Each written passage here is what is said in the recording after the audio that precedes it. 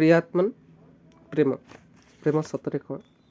ପ୍ରେମରେ ଜୀଇଁବା ଏବଂ ଏହାକୁ ଅନୁଭବ କରିବା ସହଜ, କିନ୍ତୁ ଏହାକୁ ବୁଝେଇବା ବଡ଼ କଠିନ କାମ। ଯେମିତିକା ଯଦି କୌଣସି ମାଛକୁ ପଚରାଯିବ ଯେ ସମୁଦ୍ର କ'ଣ, ତାହେଲେ ହୁଏତ ସେ ମାଛ କହିପାରେ ଏଇଟା ହିଁ ସମୁଦ୍ର, ମୋ ଚାରିପାଖରେ ଯାହା ଦେଖୁଛ ତାହା ହିଁ ସମୁଦ୍ର। କିନ୍ତୁ କେହି ଯଦି ପଚାରି ବସେ ଯେ ସମୁଦ୍ର କ'ଣ ତୁ କହ, ଆମକୁ ଦେଖେଇବା ଦରକାର ନାହିଁ, ତାହେଲେ ବହୁତ କଷ୍ଟକର ହୋଇପଡ଼ିବ ବିଚରା ମାଛ ପାଇଁ।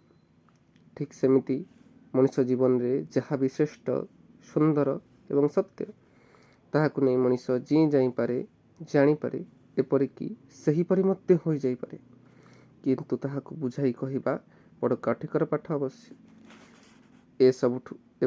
ସବୁଠୁ ଦୁର୍ଭାଗ୍ୟ ଏବଂ ଦୁର୍ଘଟଣାପୂର୍ଣ୍ଣ କଥା ଏଇଆ ଯେ ଯେଉଁଥିରେ ମଣିଷ ଜୀଇଁ ଯାଇପାରନ୍ତା, ଯାହାକୁ ଅନ୍ତର ଭିତରେ ଅନୁଭବ କରିପାରନ୍ତା, ସେ ସମ୍ବନ୍ଧରେ ମନୁଷ୍ୟ ଜାତି ବିଗତ 5-6 ହଜାର ବର୍ଷ ହେଲା କେବଳ କଥା କହି ଚାଲିଛି। ପ୍ରେମର କଥା କୁହା ହୋଇ ଚାଲିଛି, ପ୍ରେମର ଗୀତ ବିଭିନ୍ନ ଭାବରେ ବୋଲା ହେବାରେ ଲାଗିଛି। ମନ୍ଦିରରେ ମସଜିଦରେ ପ୍ରେମର ସଙ୍ଗୀତ ବୋଲା ହେଉଛି। ପ୍ରେମର ପ୍ରଶଂସାରେ କ'ଣ ଯେ ହେଉଛି ଏପରି କିଛି ନାହିଁ। କିନ୍ତୁ ଅସଲରେ ମଣିଷ ଜୀବନରେ ପ୍ରେମର କୌଣସି ସ୍ଥାନ ନାହିଁ। ଯଦି ମଣିଷର ଅନ୍ତରର ନିବୃତ୍ତ କୋଣରେ କେହି ଖୋଜିବାକୁ ବସେ, ତେବେ ପାଇବ ପ୍ରେମଠୁ ଅସତ୍ୟ ଶବ୍ଦ ତା ଜୀବନରେ ଆଉ କିଛି ନାହିଁ। ଆଉ ଯେଉଁମାନେ ପ୍ରେମକୁ ଅସତ୍ୟ ସିଦ୍ଧ କରିଦେଇଛନ୍ତି ଏବଂ ଯେଉଁମାନେ ପ୍ରେମର ସମସ୍ତ ପ୍ରବାହକୁ ଅବରୁଦ୍ଧ କରିଦେଇଛନ୍ତି, ସବୁଠୁ ଦୁର୍ଭାଗ୍ୟର କଥା ହେଲା ସେହି ମଣିଷଙ୍କୁ ଆମେ ପ୍ରେମର ଜନ୍ମଦାତା ବୋଲି ଭାବୁଛେ। ଧର୍ମ ପ୍ରେମର ହିଁ କଥା କହିଥାଏ, କିନ୍ତୁ ଆଜି ପର୍ଯ୍ୟନ୍ତ ଯେଉଁ ପ୍ରକାର ଧର୍ମ ମନୁଷ୍ୟ ଜାତି ଉପରେ ଦୁର୍ଭାଗ୍ୟବଶତଃ ଲଦି ଦିଆଯାଇଛି, ସେହି ଧର୍ମ ମଣିଷ ଜୀବନରୁ ପ୍ରେମର ସମସ୍ତ ଦ୍ୱାରକୁ ବନ୍ଦ କରିଦେଇଛି। ଆଉ ଏହି ପ୍ରେମ ସମ୍ବନ୍ଧରେ ନା ପ୍ରାଚ୍ୟ ନା ପାଶ୍ଚାତ୍ୟରେ କୌଣସି ଫରକ ରହିଛି, ନା ହିନ୍ଦୁସ୍ତାନରେ ନା ଆମେରିକାରେ ମଧ୍ୟ କୌଣସି ଫରକ ଅଛି। ମଣିଷ ଜୀବନରେ ପ୍ରେମର ଧାରା ଆଜି ପର୍ଯ୍ୟନ୍ତ ପ୍ରକଟ ହୋଇ ଆଉ ଏହି ପ୍ରେମ ସମ୍ବନ୍ଧରେ ନା ପ୍ରାଚ୍ୟ ନା ପାଶ୍ଚାତ୍ୟ ଭିତରେ କୌଣସି ଫରକ ଅଛି, ନା ହିନ୍ଦୁସ୍ତାନରେ ନା ଆମେରିକା ମଧ୍ୟରେ କୌଣସି ଫରକ ଅଛି। ମଣିଷ ଜୀବନରେ ପ୍ରେମର ଧାରା ଆଜି ପର୍ଯ୍ୟନ୍ତ ପ୍ରକଟ ମଧ୍ୟ ହୋଇପାରି ନାହିଁ। ଆଉ ଯଦି ନ ହୋଇପାରିଛି, ତେବେ ଆମେ ଦୋଷ ଦେଉଛେ ମଣିଷକୁ। କ'ଣ ନା ଆଜିର ମଣିଷ ଖରାପ, ତେଣୁ ପ୍ରେମ ପ୍ରକଟ ହୋଇପାରିନି ଜୀବନରେ। ଆମେ ଦୋଷ ଦେଉ ଆମ ଜୀବନକୁ, ଆମ ମନକୁ। ଏ ମନ ହେଉଛି ବିଷାକ୍ତ, କିନ୍ତୁ ବାସ୍ତବରେ ଏ ମନ ଆଦୌ ବିଷାକ୍ତ ନୁହେଁ। ଆଉ ଯେଉଁମାନେ ଆଜି ଯାଏଁ ଆମକୁ ବୁଝାଇ ଆସିଛନ୍ତି ଯେ ଏ ମନ ହେଉଛି ସବୁଠୁ ଖରାପ ଆଉ ବିଷାକ୍ତ, ସେଇମାନେ ହିଁ ପ୍ରେମକୁ ବିଷାକ୍ତମୟ କରିଦେଇଛନ୍ତି, ପ୍ରେମକୁ ପ୍ରକଟ ହେବାକୁ ଦେଇନାହାନ୍ତି। ମନ ସତରେ କିପରି ବିଷାକ୍ତ ହୋଇପାରିବ? ଏ ଜଗତରେ କିଛି ବି ବିଷାକ୍ତ ନୁହେଁ।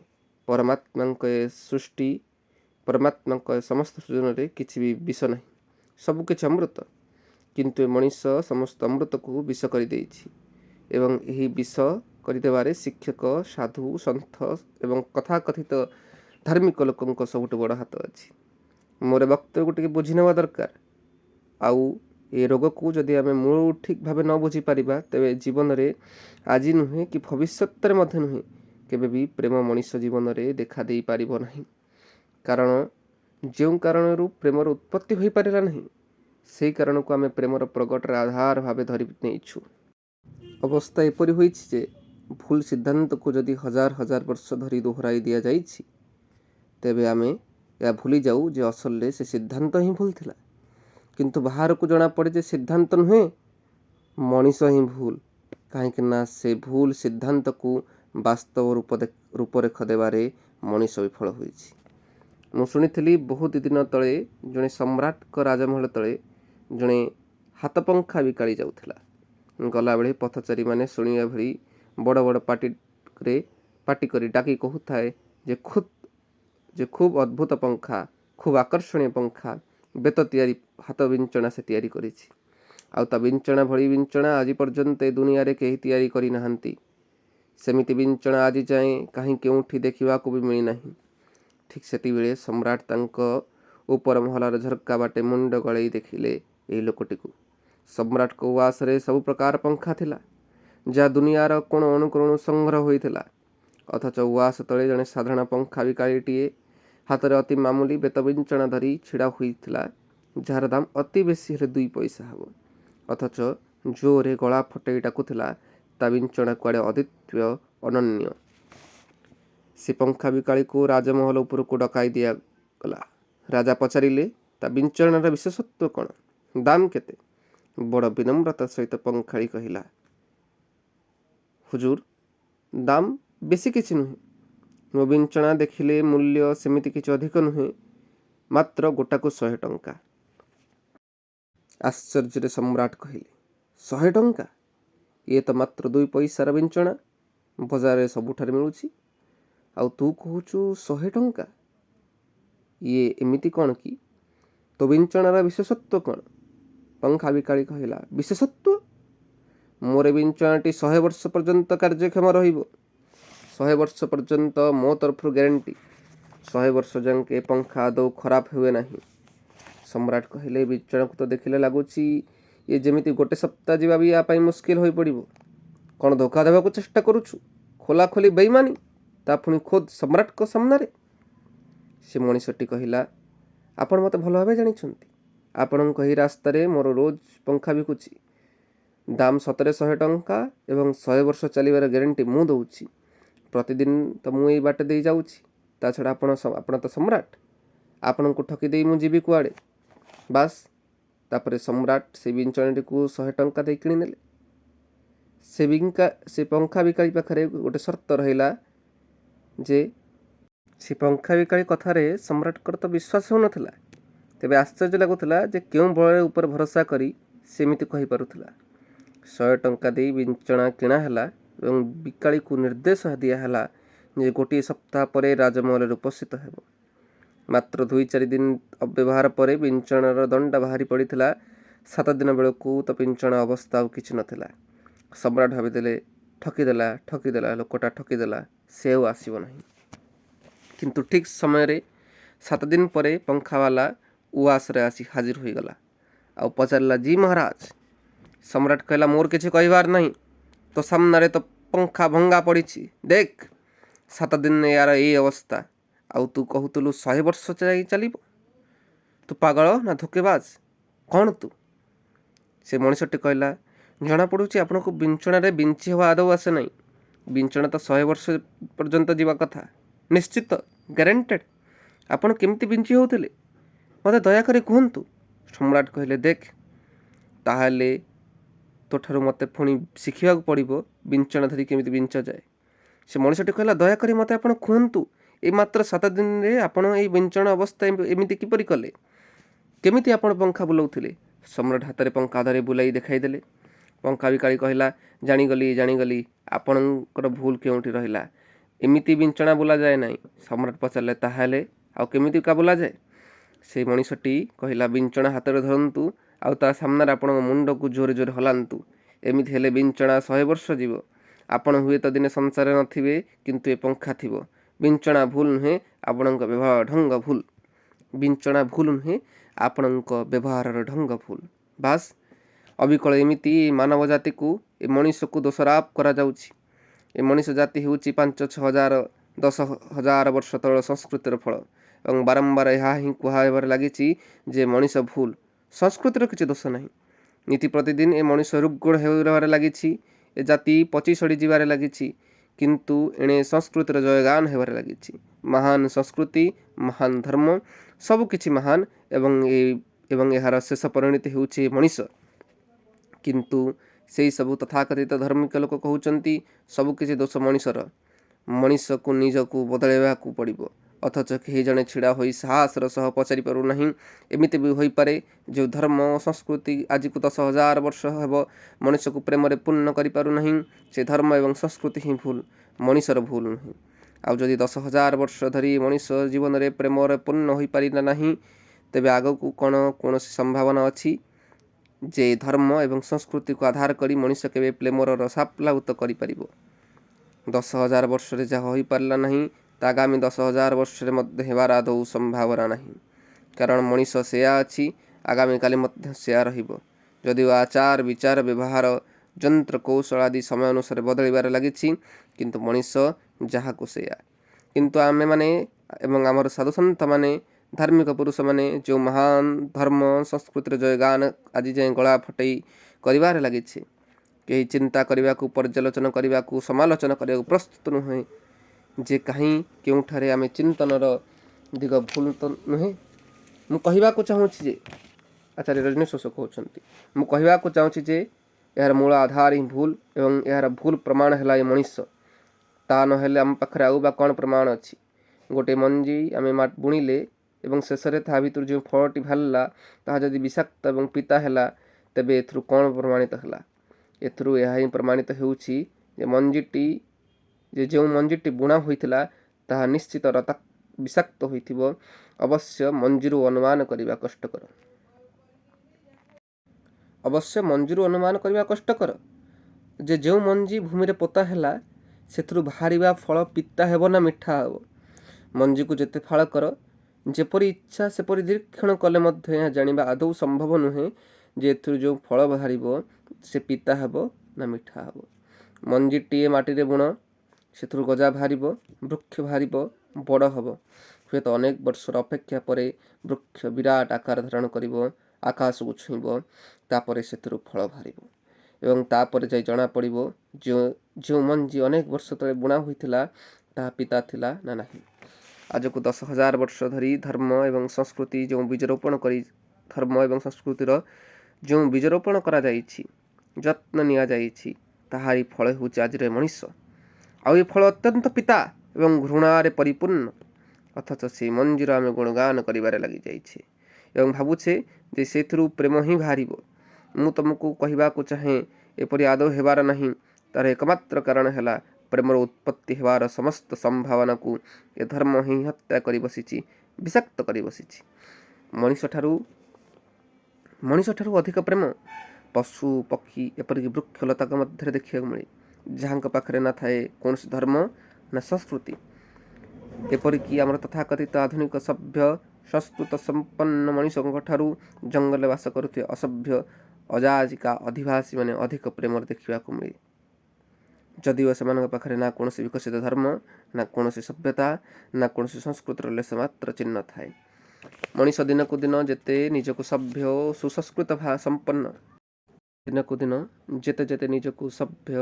ସୁସଂସ୍କୃତ ସମ୍ପନ୍ନ ଭାବେ ଘୋଷଣା କରିବାରେ ଲାଗୁଛି ଏବଂ ତଥାକଥିତ ଧର୍ମର ପ୍ରଭାବରେ ନିତ୍ୟ ନିୟମିତ ମନ୍ଦିର ମସଜିଦ ଯିବାରେ ଲାଗିଛି, ଠିକ୍ ସେତିକି ଦିନକୁ ଦିନ ମଣିଷ ସତରେ କାହିଁ ପ୍ରେମ ଶୂନ୍ୟ ହେବାରେ ଲାଗିଛି। ନିଶ୍ଚିତ କିଛି କାରଣ ଅଛି, ଆଉ ସେଇ କାରଣ ସବୁ ମୁଁ ଆଲୋଚନା କରିବାକୁ ଚାହୁଁଛି। ଥରେ ଯଦି ସେହି ସବୁ କାରଣ ଗୁଡ଼ିକୁ ଆମେ ବୁଝାଇ ପାରିବା, ତେବେ ପ୍ରେମର ସେଇ ଅବରୁଦ୍ଧ ଉତ୍ସ ପୁଣି ଥରେ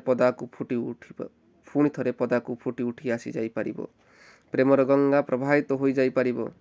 ପ୍ରତିଟି ମଣିଷ ଭିତରେ ତାହା ଅଛି, ତାହାକୁ ବାହାରୁ କେଉଁଠୁ ଆଣିବାକୁ ପଡ଼ିବ ନାହିଁ। ପ୍ରତିଟି ମଣିଷ ଭିତରେ ପ୍ରେମର ଗଙ୍ଗା ଅଛି, ତାହାକୁ ବାହାରୁ କେଉଁଠାକୁ ଆଣିବାକୁ ପଡ଼ିବ ନାହିଁ। ପ୍ରେମ ଏପରି କିଛି କଥା ନୁହେଁ ଯାହାକୁ ଖୋଜିବାକୁ ଯିବାକୁ ପଡ଼ିବ କେଉଁଠାକୁ। ତାହା ଅଛି ପ୍ରତ୍ୟେକ ମଣିଷଙ୍କ ଭିତରେ। ପ୍ରେମ ହେଉଛି ହୃଦୟର ତୃଷ୍ଣା ପ୍ରତ୍ୟେକଙ୍କ ଭିତରେ। ପ୍ରେମ ହେଉଛି ପ୍ରାଣର ସୁଗନ୍ଧ ଯାହା ପ୍ରତ୍ୟେକଙ୍କ ଭିତରେ ଅଛି, କିନ୍ତୁ ଏହା ଚତୁଃପାର୍ଶ୍ୱରେ ସିମେଣ୍ଟର ପ୍ଲାଷ୍ଟର ହୋଇଯାଇଛି। ଚାରିପଟେ ପଥରର ପ୍ରାଚୀର ଛିଡ଼ା କରି ଦିଆଯାଇଛି, ଯେଉଁଥିପାଇଁ ପ୍ରେମର ଝରଣା ଫୁଟି ବାହାରି ପାରୁନାହିଁ। ତେଣୁ ମୋର କହିବାର କଥା ହେଲା, ପ୍ରେମର ଅନ୍ୱେଷଣ କରିବାକୁ କୌଣସି ସାଧନାର କଥା ନୁହେଁ, ଯାହାକୁ ଖୋଜିବାକୁ ଆମକୁ କେଉଁଠାକୁ ଯିବାକୁ ପଡ଼ିବ ଅବା ସାଧନା କରିବାକୁ ପଡ଼ିବ, ଅବା କାହାରିଠାରୁ ଶିଖିବାକୁ ପଡ଼ିବ। କୌଣସି ଏକ ମୂର୍ତ୍ତିକାର ପଥରର ମୂର୍ତ୍ତି ତିଆରି କରିବା ପାଇଁ ପଥର କାଟୁଥିଲା। ଜଣେ ଦେଖଣାହାରୀ ସେ ମୂର୍ତ୍ତିକାର ପାଖକୁ ଗଲେ ଦେଖିବା ପାଇଁ ଯେ ପଥରର ମୂର୍ତ୍ତି କିପରି ଗଢ଼ା ହେଉଛି ବୋଲି। ସେ ଦେଖିଲେ ମୂର୍ତ୍ତି ତ ଆଦୌ ଗଢ଼ା ହେଉନଥିଲା, ବରଂ ମୂର୍ତ୍ତିକାର ଯାହା କେବଳ ପଥରରୁ ଛେଲାଏ ଛେଲାଏ ପଥର ଖଣ୍ଡମାନ ତା ନିହାଣରେ କାଢ଼ି ଫୋପାଡ଼ୁଥିଲା। ସେ ମଣିଷଟି ମୂର୍ତ୍ତିକାରଙ୍କୁ ପଚାରିଲା, ତୁମେ କ'ଣ କରୁଛ? ତୁମେ କ'ଣ ମୂର୍ତ୍ତି ତିଆରି କରିବ ନାହିଁ? ମୁଁ ତ ଆସିଛି ଦେଖିବା ପାଇଁ ମୂର୍ତ୍ତି କିପରି ଗଢ଼ା ହୁଏ। ତୁମେ କେତେବେଳୁ ଖାଲି ପଥର ଭାଙ୍ଗିବାରେ ଲାଗିଛ, ମୂର୍ତ୍ତି କେଉଁଠି ଗଢ଼ୁଛ? କେତେବେଳେ ମୂର୍ତ୍ତି ଗଢ଼ିବ? ଏହା ଶୁଣି ମୂର୍ତ୍ତିକାର କହିଲା, ମୂର୍ତ୍ତି ତ ପଥର ଭିତରେ ଲୁଚି ରହିଛି ପଥର ଭିତରେ। ତାହାକୁ ତିଆରି କରିବାର କୌଣସି ଦରକାର ନାହିଁ, ତାକୁ ତିଆରି କରିବାର କୌଣସି ଆବଶ୍ୟକତା ନାହିଁ। ଖାଲି ତାର ଉପରେ ଅନାବଶ୍ୟକ ପଥର ଖଣ୍ଡମାନ ରହିଛି, ସେସବୁକୁ ବାହାର କରି ଫୋପାଡ଼ି ଦେଲେ ମୂର୍ତ୍ତି ଆପେ ଆପେ ପଥର ଭିତରୁ ପ୍ରକଟ ହୋଇଯିବ। ମୂର୍ତ୍ତିକୁ ତିଆରି କରାଯାଏ ନାହିଁ, ମୂର୍ତ୍ତିକୁ ଯାହା ଆବିଷ୍କାର କରାଯାଏ। ପଥର ଭିତରେ ଲୁଚି ରହିଥିବା ମୂର୍ତ୍ତିକୁ ଖୋଳିକି ପଦାକୁ ବାହାର କରି ଦିଆଯାଏ, ତିଆରି କରାଯାଏ ନାହିଁ, ତାକୁ ଅନାବରଣ କରାଯାଏ। ଅବିକଳ ସେମିତି ମଣିଷ ଭିତରେ ପ୍ରେମ ଲୁଚି ରହିଛି, ଯାହା କେବଳ ଖୋଳିକି ବାହାର କରିବା କଥା ମାତ୍ର। ଏହାକୁ ସୃଷ୍ଟି କରିବାର ପ୍ରଶ୍ନ ହିଁ ଉଠୁନାହିଁ, ଅନାବୃତ କରିବାର କଥା ଯାହା ମାତ୍ର। କିଛି ଗୋଟାଏ ଅଛି ଯାହାକୁ ଆମେ ଆମ ଉପରେ ଘୋଡ଼େଇ ରଖିଛୁ, ଯାହା ପ୍ରେମକୁ ପ୍ରକଟ ହେବାକୁ ଦେଉନାହିଁ, ଯାହା ଲୁଚେଇ ରଖିଛି। କୌଣସି ଏକ ଚିକିତ୍ସକ ପାଖକୁ ଯାଇ ତୁମେ ପଚାରିବ ସ୍ୱାସ୍ଥ୍ୟ କ'ଣ, ଆଉ ଦୁନିଆର କୌଣସି ଚିକିତ୍ସକ କହିପାରିବେ ନାହିଁ ସ୍ୱାସ୍ଥ୍ୟ କ'ଣ ବୋଲି। ବଡ଼ ଆଶ୍ଚର୍ଯ୍ୟର କଥା, ସ୍ୱାସ୍ଥ୍ୟ ଉପରେ ଛିଡ଼ା ହୋଇଛି ସମସ୍ତ ଚିକିତ୍ସା ଶାସ୍ତ୍ର, ସମସ୍ତ ମେଡ଼ିକାଲ ସାଇନ୍ସ, ଅଥଚ କେହି ବତେଇ ପାରିବେ ନାହିଁ ସ୍ୱାସ୍ଥ୍ୟ କ'ଣ। କିନ୍ତୁ ଚିକିତ୍ସକଙ୍କୁ ଯଦି ତୁମେ ପଚାରିବ ସ୍ୱାସ୍ଥ୍ୟ କ'ଣ, ତେବେ ସେ କହିବେ ବେମାରୀ ସମ୍ବନ୍ଧରେ ମୁଁ କିଛି କହିପାରିବି, ଯେ ରୋଗ କ'ଣ, ଏହାର ଲକ୍ଷଣ କ'ଣ, ବିଭିନ୍ନ ରୋଗର ପରିଭାଷା ମୁଁ ବତେଇ ପାରିବି। ଆଉ ସ୍ୱାସ୍ଥ୍ୟ କ'ଣ? ସ୍ୱାସ୍ଥ୍ୟ ସମ୍ପର୍କରେ ଆମେ କିଛି ଜାଣୁନାହିଁ। କେବଳ ଏତିକି ଆମେ କହିପାରିବା ଯେ ଯେତେବେଳେ କୌଣସି ବେମାରୀ ନଥାଏ, ଯାହା ଥାଏ ତାହା ହିଁ ସ୍ୱାସ୍ଥ୍ୟ। ଯେତେବେଳେ କୌଣସି ବେମାରୀ ନଥାଏ, ସେତେବେଳେ ଯାହା ଥାଏ ତାହା ହିଁ ସ୍ୱାସ୍ଥ୍ୟ। ସ୍ୱାସ୍ଥ୍ୟ ତ ମଣିଷ ଭିତରେ ଲୁଚି ରହିଛି, ଆଉ ସେଥିପାଇଁ ଏହା ମଣିଷର ପରିଭାଷା ବାହାରେ ଥାଏ। ବେମାରୀ ବାହାରୁ ଆସିଥାଏ, ସେ ସକାଶେ ବାହାରେ ଏହାର ପରିଭାଷା କରାଯାଇପାରେ। ସ୍ୱାସ୍ଥ୍ୟ ଭିତରୁ ଆସିଥାଏ, ତେଣୁ ଏହାର କୌଣସି ପରିଭାଷା କରାଯାଇପାରେ ନାହିଁ। କେବଳ ଏତିକି ମାତ୍ର ଆମେ କହିପାରିବା ଯେ ବେମାରୀ ଅଭାବ ହିଁ ସ୍ୱାସ୍ଥ୍ୟ। କିନ୍ତୁ ଏହା ସ୍ୱାସ୍ଥ୍ୟର କ'ଣ ସତରେ କିଛି ପରିଭାଷା ହେଲା? ସ୍ୱାସ୍ଥ୍ୟ ସମ୍ବନ୍ଧରେ ଆମେ ତ କିଛି କହିଲୁ ନାହିଁ, ଆମେ କହିଲୁ ବେମାରୀ ନାହିଁ। ଆମେ ଯାହା ବେମାରୀ ସମ୍ବନ୍ଧରେ କହିଲୁ, ସ୍ୱାସ୍ଥ୍ୟ ସମ୍ବନ୍ଧରେ ତ ଆମେ କିଛି କହିଲୁ ନାହିଁ। ସତ କଥା ହେଲା, ସ୍ୱାସ୍ଥ୍ୟ ସୃଷ୍ଟି କରାଯାଇପାରେ ନାହିଁ। ହୁଏତ ଏହା ବେମାରୀ ଭିତରେ ଲୁଚିଥାଏ, କିମ୍ବା ବେମାରୀ ଚାଲିଗଲେ ଏହା ପ୍ରକଟ ହୋଇଯାଏ। ସ୍ୱାସ୍ଥ୍ୟ ଆମ ଭିତରେ ଥାଏ। ସ୍ୱାସ୍ଥ୍ୟ ହେଉଛି ଆମର ସ୍ୱଭାବ।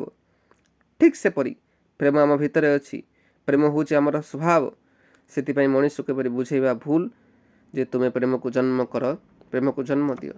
ଭାବିବାର କଥା ଯେ ପ୍ରେମ କାହିଁକି ଜନ୍ମ ହୋଇପାରୁନାହିଁ, ବାଧା କେଉଁଠି, ଅସୁବିଧା କେଉଁଠି ବାଧା ସୃଷ୍ଟି ହେଉଛି।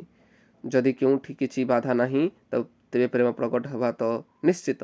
ପ୍ରେମକୁ ଶିଖେଇବା କିମ୍ବା ବୁଝେଇବା ଆଦୌ ଦରକାର ନାହିଁ, କୌଣସି ଆବଶ୍ୟକତା ନାହିଁ। ଯଦି ମଣିଷ ଉପରେ ଭୁଲ ସଂସ୍କୃତି ଏବଂ ଭୁଲ ସଂସ୍କାର ଧାରାର ବାଧା ନ ରୁହେ, ତେବେ ପ୍ରତ୍ୟେକ ମଣିଷ ପ୍ରେମକୁ ଉପଲବ୍ଧ କରିପାରିବ। ପ୍ରତ୍ୟେକ ମଣିଷ ପ୍ରେମକୁ ଉପଲବ୍ଧ ହୋଇପାରିବ, ଏହା ଅନିବାର୍ଯ୍ୟ ଅଟେ। ପ୍ରେମରୁ କେହି ବଞ୍ଚିତ ହୋଇପାରିବେ ନାହିଁ। ପ୍ରେମ ହିଁ ସ୍ୱଭାବ ଅଟେ। ଗଙ୍ଗା ପ୍ରବାହିତ ହେଉଛି ହିମାଳୟରୁ। ଗଙ୍ଗା ବାହାରିବ, ତାର ପ୍ରାଣ ଅଛି, ତା ପାଖରେ ଜଳ ଅଛି, ସେ ପ୍ରବାହିତ ହେବ ଏବଂ ସାଗରକୁ ଖୋଜି ହିଁ ନେବ। କାହିଁକି ନା ନାଇଁ କୌଣସି ପୋଲିସକୁ ପଚାରିବ, ନା କୌଣସି ପୁରୋହିତକୁ ପଚାରିବ, ନା କୌଣସି ପାଦ୍ରୀଙ୍କୁ ପଚାରିବ, ନା କୌଣସି ଫାଦରଙ୍କୁ ପଚାରିବ ଯେ ସାଗର କେଉଁଠାରେ ଅଛି। କେବେ ଦେଖିଛ କୌଣସି ଗଙ୍ଗା ମଝି ରାସ୍ତା ପରେ ଛିଡ଼ା ହୋଇ ପଚାରୁଛି ସାଗରର ଠିକଣା? ତା ପ୍ରାଣରେ ଭରି ରହିଥାଏ ସାଗର ଅନ୍ୱେଷଣ। ଏବଂ ଯଦି ଶକ୍ତି ଅଛି, ତେବେ ପାହାଡ଼ ଭାଙ୍ଗିବ, ଭୂମି ତାଡ଼ିବ, ପହଞ୍ଚିଯିବ ସମୁଦ୍ରରେ। ସାଗର ଯେତେ ଦୂରରେ ଥାଉ ନା କାହିଁକି, ଗଙ୍ଗା ତାକୁ ଖୋଜି ହିଁ ନେବ। ଏହା ଛଡ଼ା ଆଉ କୌଣସି ରାସ୍ତା ନାହିଁ, କୌଣସି ଗାଇଡ଼ ବୁକ୍ ନାହିଁ, ଯାହାଦ୍ୱାରା ସେ ପତା ଲଗାଇ ପାରିବ ଯେ କେଉଁ ପଥ ଦେଇ ତାକୁ ଯିବାକୁ ହେବ। ତଥାପି ସେ ପହଞ୍ଚିଯାଏ। କିନ୍ତୁ ତା ପଥରେ ଯଦି ବାଧା ସୃଷ୍ଟି କରି ଦିଆଯାଏ, ତା ଚତୁଃପାର୍ଶ୍ୱରେ ବନ୍ଧ ବାନ୍ଧି ଦିଆଯାଏ, ମନୁଷ୍ୟକୃତ ପ୍ରକୃତି ଦ୍ୱାରା ସୃଷ୍ଟ ବାଧାକୁ ଅତିକ୍ରମ କରି ଗଙ୍ଗା ସମୁଦ୍ର ଯାଏଁ ପହଞ୍ଚି ଯାଇପାରେ। କିନ୍ତୁ ମଣିଷର ଇଞ୍ଜିନିୟରିଂ ଜ୍ଞାନ କୌଶଳ ଦ୍ୱାରା ତା ରାସ୍ତାରେ ପ୍ରତିବନ୍ଧକ ଛିଡ଼ା କରି ଦିଆଯାଏ, ତେବେ ହୁଏତ ଗଙ୍ଗା ସାଗର ଯାଏଁ ପହଞ୍ଚି ପାରିବ ନାହିଁ। ଏ ପାର୍ଥକ୍ୟକୁ ବୁଝିଦେବା ଦରକାର। ପ୍ରକୃତି ଦ୍ୱାରା ସୃଷ୍ଟ କୌଣସି ବାଧା ଅସଲରେ ଆଦୌ ବାଧା ନୁହେଁ ଗଙ୍ଗା ପାଇଁ। ତେଣୁ ଗଙ୍ଗା ପ୍ରବାହିତ ହୋଇ ସମୁଦ୍ରରେ ପହଞ୍ଚି ଯାଇପାରୁଛି। ଏପରିକି ହିମାଳୟକୁ କାଟି ମଧ୍ୟ ସେ ତା ରାସ୍ତା ବାହାର କରିଦେଉଛି। କିନ୍ତୁ ସୃଷ୍ଟିର ସବୁଠୁ ଶ୍ରେଷ୍ଠ ଆଉ ସବୁଠୁ ବୁଦ୍ଧିମାନ ପ୍ରାଣୀ ମଣିଷ ଯଦି ଚାହିଁବ, ସେ ସେଭଳି ବନ୍ଦୋବସ୍ତ କରିନେବ, ତେବେ ଗଙ୍ଗାକୁ ସାଗର ଯାଇ ପହଞ୍ଚିବାକୁ ଦେବ ନାହିଁ। ପ୍ରକୃତି ଭିତରେ ଏକ ପ୍ରକାର ଛନ୍ଦ, ଲୟ, ଶୃଙ୍ଖଳା ତଥା ସହଯୋଗିତା ଆମେ ଦେଖିବାକୁ ପାଉ। ପ୍ରକୃତି ଦ୍ୱାରା ଯାହା ବି ପ୍ରତିବନ୍ଧକ ଦେଖାଯାଏ, ତା ବସ୍ତୁତ୍ୱ ଅନ୍ତରର ଶକ୍ତି ଜାଗରଣ କରିବା ପାଇଁ ଏକ ଆହ୍ୱାନ, ଏକ ଚ୍ୟାଲେଞ୍ଜ।